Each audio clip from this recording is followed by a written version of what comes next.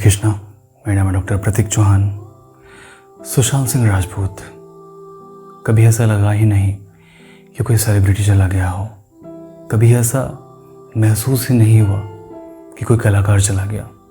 हमेशा ऐसा ही लगा कि कोई अपना चला गया, अपना कोई अजीज़ दोस्त, अपना भाई, एक बेटा, या उसकी छवि ही ऐसी थी, उसका आभामंडल ही ऐसा था कि उसने हमें कभी महसूस ही नहीं होने दिया कि वो एक कलाकार है, कि वो एक नायक है, एक्टर है। हमेशा लगा जैसे कि वो भाई है, एक अजीज दोस्त है, एक बेटा है।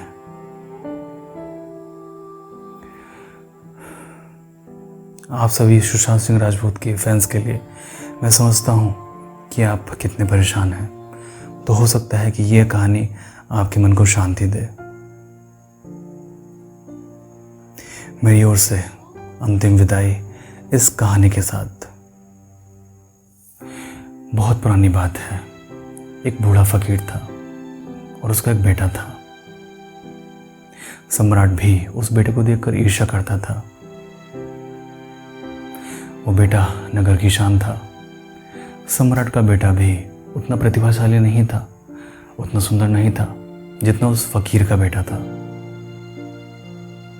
उस बेटे को गांव की आंख का तारा कहा जाता था। पूरा गांव उससे प्रभावित था। पूरा गांव उसको बेहद चाहता। उसका व्यवहार इतना शालीन था, इतना निर्मल था कि सम्राट भी चाहता कि उसका बेटा भी ऐसा हो। वो हर जगह नंबर 1 था और सम्राट का बेटा हमेशा उससे पीछे रह जाता था। बूढ़ा फकीर उसको इतना प्रेम करता कि कभी उसको देखे बिना भोजन नहीं करता, कभी उसके सर पे हाथ घुमाए बिना, उसको आशीर्वाद दिए बिना सोने नहीं जाता। एक बार बूढ़ा फकीर लौटता था प्रार्थना करके। उसने घर आके देखा तो उसको बेटा उसका कहीं दिखाई नहीं दिया। उसने अपनी पत्नी से पूछा, मेरा बेटा कहाँ है? पत्नी ने कहा, आइए आराम से बैठिए, हाथ पांव धो लीजिए, भोजन कर लीजिए। तो फकीर ने कहा, अरे पगली, तुझे तो पता ही है कि मैं बेटे को देखे बिना कभी भोजन नहीं करता हूँ। मेरे बेटा कहाँ है? जरा उसको आवाज़ तो मार, जरा उसको पुकार तो सही। पत्नी ने कहा कि पहले आप भोजन कर लें, फिर मैं उसको बुलाती हूँ। फकीर ने कहा, जिद मत कर, उसको बुला दे। पत्नी ने कहा कि मुझे आपसे एक बात पूछनी थी। 25 साल पहले एक धनवान सेठ आया था मेरे दरवाजे पर और मेरी झोली में एक हीरे जवाहरात से भरी थैली डाल गया था। एक हीरा, अनमोल हीरा, वो मेरे आंचल में डाल गया था और आज वो मुझसे मांगने आया था।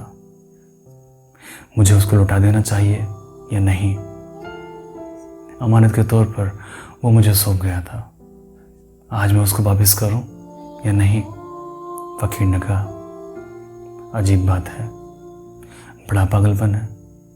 अरे उसको लौटा देना था ना, उसने दिया था और अमानत के तौर पे दिया था, तो इसके मतलब ये थोड़ी ना है कि वो हमारा हो गया। अरे भाई, जिसका था वो तो वापस लेने आएगा ही। जिसने दिया था उसको वापस कर देना था, बिना बात के झंझट मोल ली। पत्नी ने कहा, फिर तो कोई अड़चन नहीं है, तब आप मेरे साथ आइए। पत्नी उसको कमरे में ले गई जहां उसके बेटे की लाश पड़ी थी। उसका बेटा नदी में डूब के मर गया था। चादर उड़ा दी थी, फूल डाल दिए थे। पत्नी ने कहा कि 25 साल पहले एक धनी सेठ ने ये हीरा मेरे आंचल में सौंपा था और आज वो मांगने आया था। आपने कहा दे देना था तो मैंने दे दिया। बस यही बात समझनी है कि जिसने दिया है वो ले लेगा। बीच में तुम मालिक बन जाना, अधिकार मत जताना, मालिक बनने की चेष्टा भी मत करना। आपका बड़ा घर है, बड़ा राज्य है, बड़ी गाड़ी है, लेकिन ऐसे जीना कि जैसे कभी तुम्हारा कुछ है ही नहीं और तुम्हारा कुछ है भी नहीं। क्या है तुम्हारा अपना? कुछ भी तो नहीं है। तुम जिसे अपना बेटा कहते हो वो भी तुम्हारा नहीं है, उसे तुम्हें दिया गया है। तुम कहते हो ये मेरा बड़ा घर है। तुमसे पहले बड़ा घर किसका था, या तुम्हारे बाद में ये बड़ा घर किसका होगा? किसको तुम अपना कहते हो? कुछ है तुम्हारा? कुछ भी नहीं है। तो ये भूल मत जाना, मालिक बनने की चेष्टा मत करना। तुम्हें थोड़ी देर के लिए सौंप दिया है कि लो, संभालो, करो चौकीदारी, पालो पोसो, और तुमने इस पे अधिकार जमाना शुरू कर दिया। तुम इससे मालिक बनने की चेष्टा तुमने कर दी। ये बहुत बड़ी गलती है और यही तुम्हारी सबसे बड़ी भूल है। तुम्हारा कुछ है ही नहीं और तुम्हारा कभी कुछ हो भी नहीं सकता है। तुम्हें थोड़ी देर के लिए मुखिया बना दिया, लेकिन तुम मालिक बनने की चेष्टा मत करना। भूल मत जाना कि तुम्हारा कभी कुछ है ही नहीं। भूल मत जाना जो तुम्हें दिया गया है वो वापस भी लिया जा सकता है। अब जितना देर दिया उसके लिए धन्यवाद, जब दिया उसके लिए धन्यवाद, जितनी देर तुम्हारे पास रहा उसके लिए धन्यवाद, तुमसे वापस ले लिया उसके लिए धन्यवाद। बीच में तुम हक मत जताना। जो दिया है वो लिया भी जा सकता है। मेरी पत्नी, मेरे भाई, मेरी बहन, मेरा बेटा, मेरा दोस्त, सब कुछ छिन जाएगा एक दिन, क्योंकि अभी तुम्हारा ये कुछ है भी नहीं।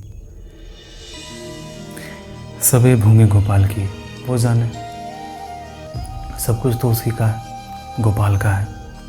तुम्हारा कुछ नहीं है, तुम भी उसी के हो। मालिक मत बनना। मालिक बनोगे, अपनापन जताओगे, दुख होगा, तकलीफ होगी, धन्यवाद देना और आगे बढ़ जाना।